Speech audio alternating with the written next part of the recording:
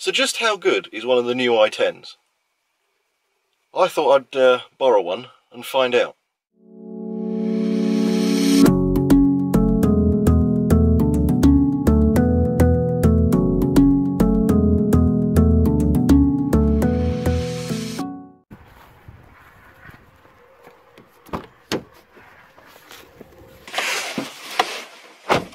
Anyway, welcome to the review of the i10, the Hyundai i10.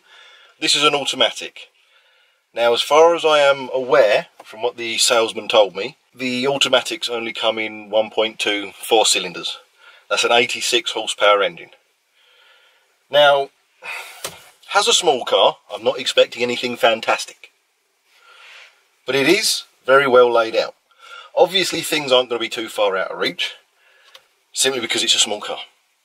The dashboard is clear, it's concise, and I do like the layout of it. The steering wheel itself, again, everything's easy to reach and easy to hand. Fortunately, Hyundai a few years ago decided to put the indicator stalk on the correct side of the steering wheel, that would be that side. But it does catch me out in our Terrican because the indicator's on that side, and the amount of times I start cleaning the windshield when I'm trying to turn. Well, that's the dash layout, as you can see, and you've got the little P for park, and then you've got to put your foot on the brake, and as you can see the P is illuminated blue. Once your foot's on the brake you can lift that down, and then if you knock it towards yourself, that's where you can go plus and minus. Nice and easy. The steering wheel, as you can see, easily laid out. Got your reset, your trip, bits and bobs. This doesn't have cruise control. It also doesn't have parking sensors, but then again this is an i10. If you need parking sensors in an i10, you shouldn't have a driving licence. They're the usual fan controls. I've got the air conditioning running at the moment so I can keep the windows closed.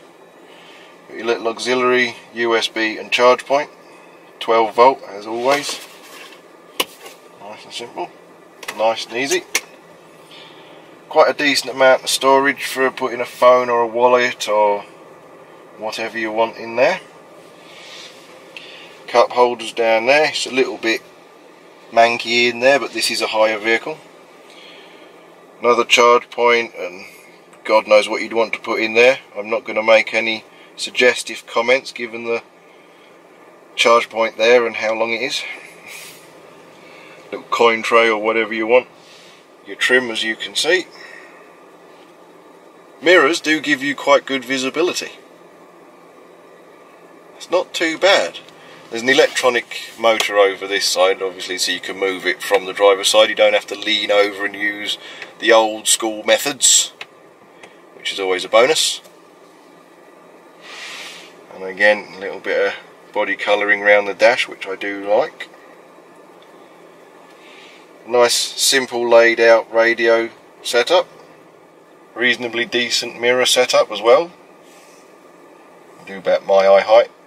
Got good visibility in that thing. These are your little button controls. That's for your mirror. It's your locks, window lock, and obviously your window buttons up and down. Quite simply laid out there as well. You can turn the old traction control off. Why you would have traction control in a 1.2 automatic i10, I do not know. But there you go. That's for your backlight on the dashboard, and obviously level of your headlights. Relatively self-explanatory, I hope. It does have a couple of Americanisms. If you've got the keys in the ignition,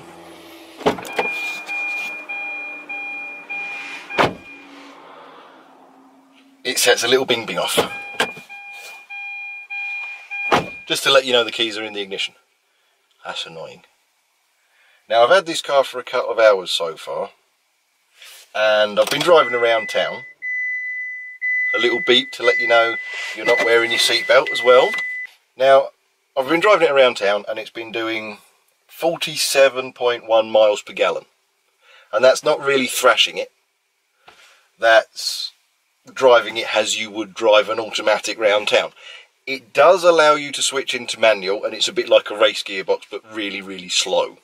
Knock it up for up, down for down, obviously. But it's really slow.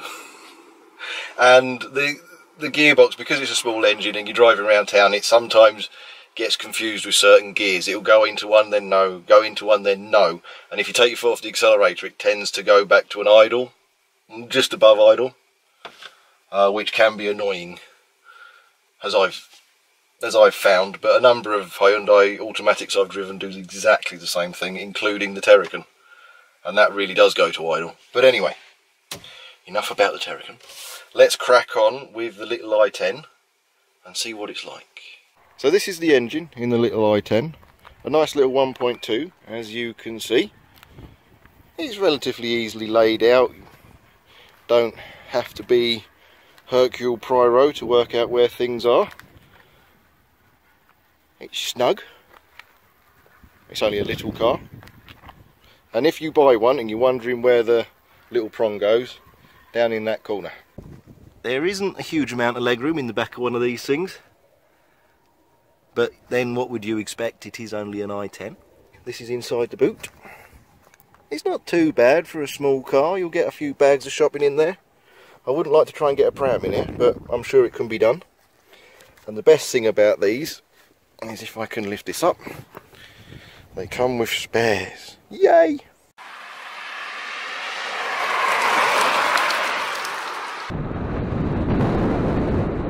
Now, the i10 automatic does accelerate smoothly.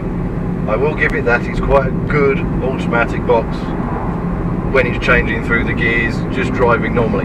Around town, like I said, it will pick a gear and then decide against it every so often, but then a lot of automatic boxes do that. If you want to keep it, you knock it over, knock the stick towards you, and then you can knock it down and it will stay in that gear. Knock it forward, it will change back up and it will stay in that gear, which is kind of fun, but it does take a couple of moments to respond. But will it go off-road?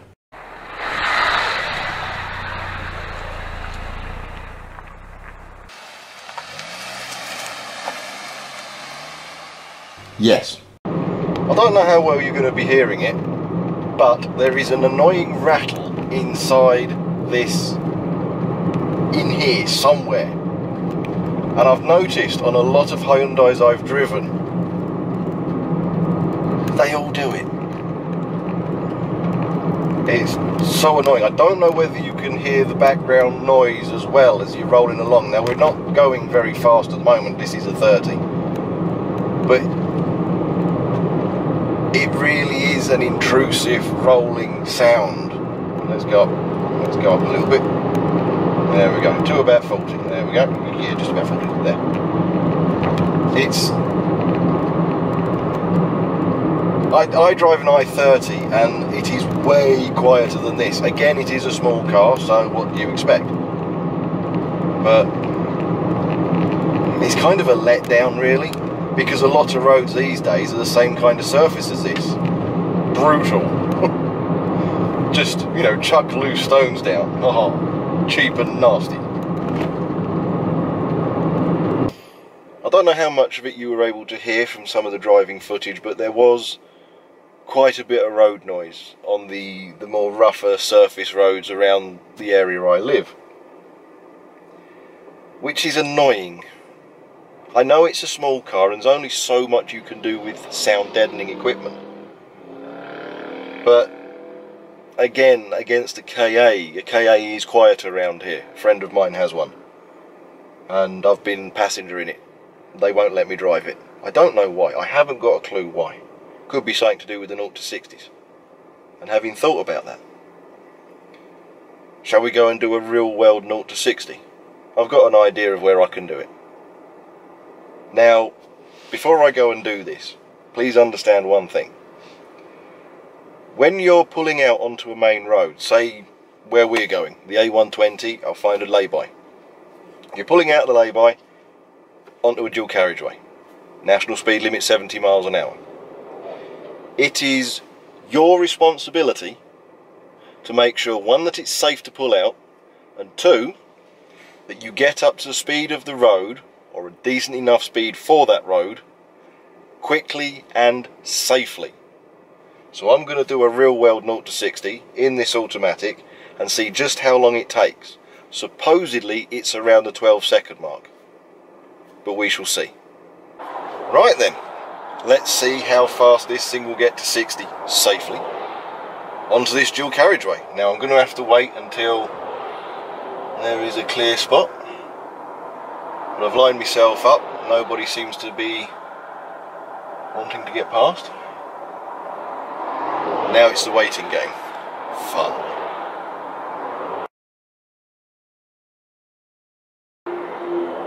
Anyway, here we go. In 3, 2, 1, go.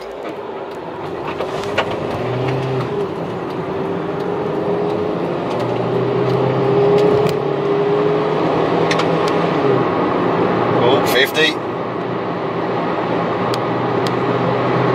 60. There we go, we're at 60. Just over.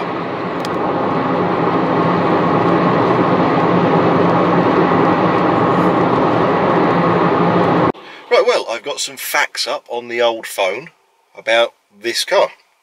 Now, the engine in this 1.2 is 1248cc, so technically it's a 125, or at least Ford would have called it a 125. It produces 139 grams of CO2 per kilometre, if you care. Now, the performance and economy. Urban is supposed to be 38.2 miles per gallon. Extra urban, 56.5. Combined, 47.9. How close is that? Now, I've had this car for 107 miles so far. I've driven around Chelmsford. I've driven down a few dual carriageways. I've driven round Braintree, round some of the back lanes. And as you've seen, some driving I've done since I started doing this. And even with that 0 to 60, this has been averaging 46 miles per gallon. I think it was, what, 47.1 when I started. So their figures are pretty damn accurate, the combined figures. If you're worried about the urban and the extra urban, ignore them. The combined one is the one you want to see how close you get to. Now, supposedly its top speed is 103. I'm not going to be testing that out. That's illegal. The cylinders 4, number of valves 16, engine horsepower 86. Now, the fuel tank's 40 litres, so you can work out how much that's going to cost you. The minimum curb weight of this tiny little thing is 961 kilograms. So there you go. Don't really think you're bothered about anything else. I mean, like I said, this one doesn't have parking sensors, but who really cares?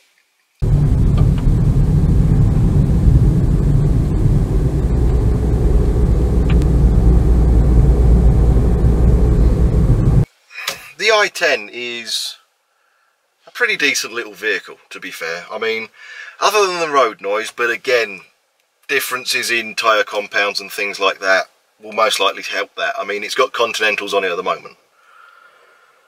But for round town, for a little grocery getter, a first car, or a smaller retirement car, for example, I would have to mark this little car, given all the variations that you can have from Kia, from Ford, from everywhere else. I'd give this a solid 8 out of 10. The reason being that it didn't get a higher mark is the road noise. It is atrocious. It really is. I'm sorry, Hyundai, but it is. The 5-year unlimited mileage warranty really does help that. I mean, it really helps sell this car, because you got 5 years, anything major, you're covered. But I like the little thing, and shock of horrors, I would buy one. I would buy an i10, little 1.2 automatic, although I'd really like to find if they do cruise control on these, because I don't know, I don't think they do. If they did cruise control as well. The thing that does amuse me though is traction control. Why does this have traction control? Really, I mean, why? I've actually got it to wheel spin a few times, so the traction control don't really work. But then again, I was on gravel, so I can't really blame that. But anyway, like I said, I would score this a nice little 8 out of 10. It's a decent enough motor. There you go. Anyway, thanks for watching, guys. Like, subscribe, share about, and I'll see you in the next one.